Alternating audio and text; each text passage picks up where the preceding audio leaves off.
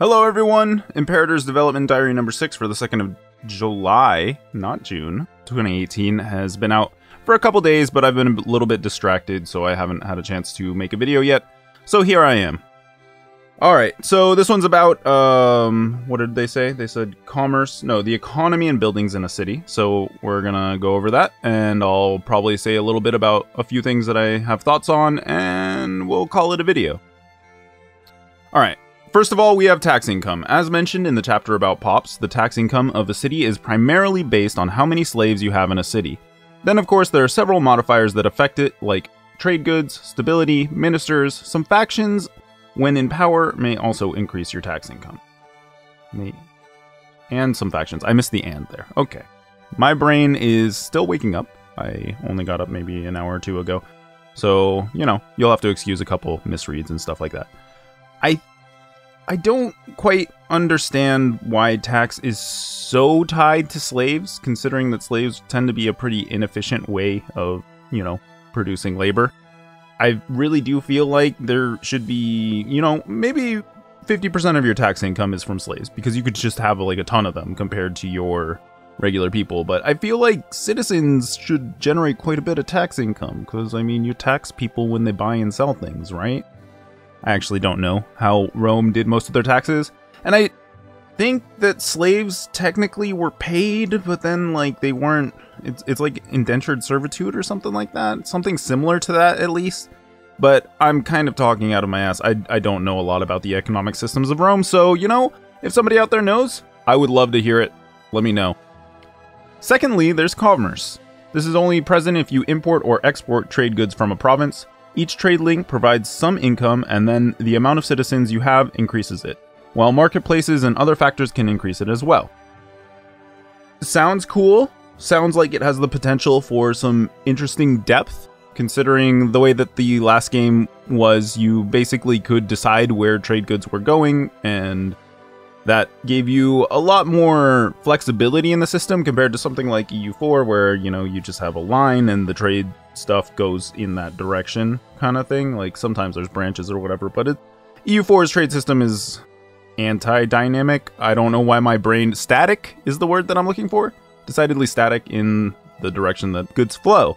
So hopefully this system will be a lot more interesting. I have high hopes, at least, for the commerce system in Imperator Rome, because the commerce system in EU Rome had a lot of potential. It just had a lot of shortcomings because of questionable decisions in things like you have to renew all your trade routes all the time, and it gets annoying, so then you kind of just stop doing it because it doesn't make a huge difference and it's not worth the extra effort. But I'm getting ahead of myself. We won't really know much more until they talk about it more, so, you know, we'll wait and see. Hopefully the trade systems in this game are going to be great. That's all I'm going to say for now. There are also various economic policies that affect your income and expenses on a country level, but we'll go through these later in another development diary, so, you know, there's going to be like government edicts and stuff like that that will modify things. And, I mean, anybody that's played a recent Paradox game should expect something like that.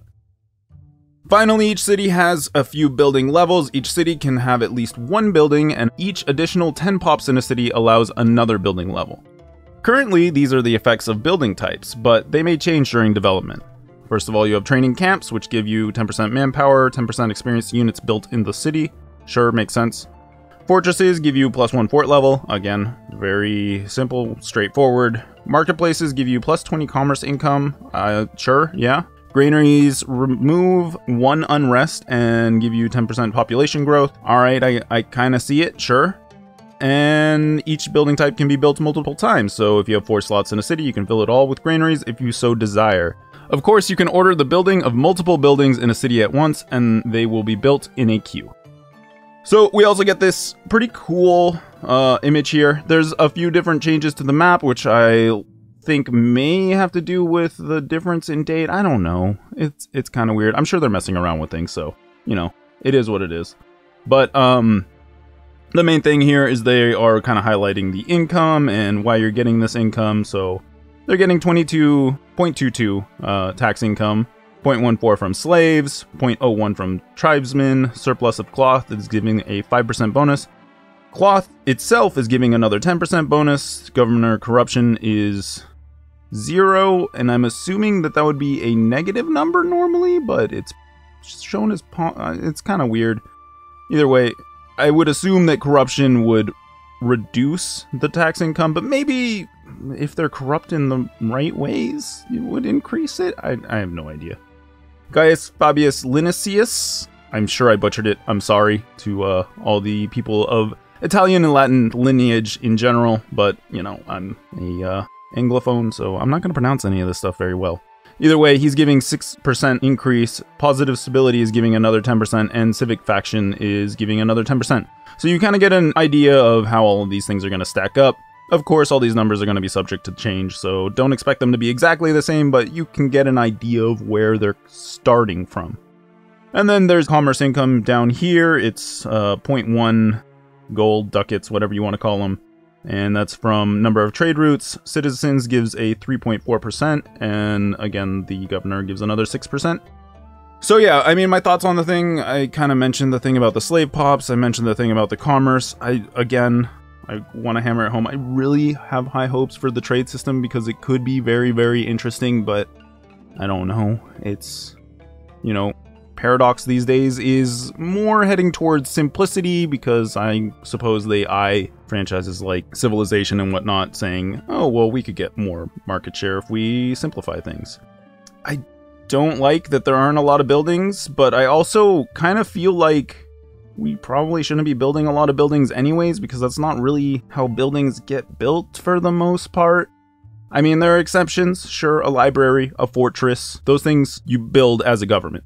But like a marketplace kind of builds itself, you know? Traders will meet, and where they tend to meet more is where the marketplaces generally end up. A granary is something that a farmer's gonna build themselves, for the most part. Sure, you may want to, well, no, I'm thinking of silos, not granaries. Granaries may be a government thing. I would assume that granaries are built by businessmen, but again, I don't know the economics of ancient Rome, so maybe they are something the Romans built them as a state thing or something like that. I'm not sure. Again, cool things that I would love to hear about because Rome interests me a great deal, but I work in a field that doesn't allow me to sit at a desk and kind of mess around with those sorts of things. I'm mostly on my feet and fixing things, so, you know, it is what it is. Either way, I mean, the dev diary is pretty light. There's not a ton of information here. There's some nuggets that are kind of pointing towards cool things later on, but until we hear about those things, this is what we got. So, yeah, it was pretty good. I don't have any huge complaints. It's not, you know, revolutionarily amazing either, but hopefully these systems are going to be expanded upon in other dev diaries that are going to show more interesting things, maybe at the state level or, you know, government level, where you can do more cool things that make the game a little more interesting, not so static. All right, well, that's about it for me. Thanks everybody for watching, and I will see you in the next one.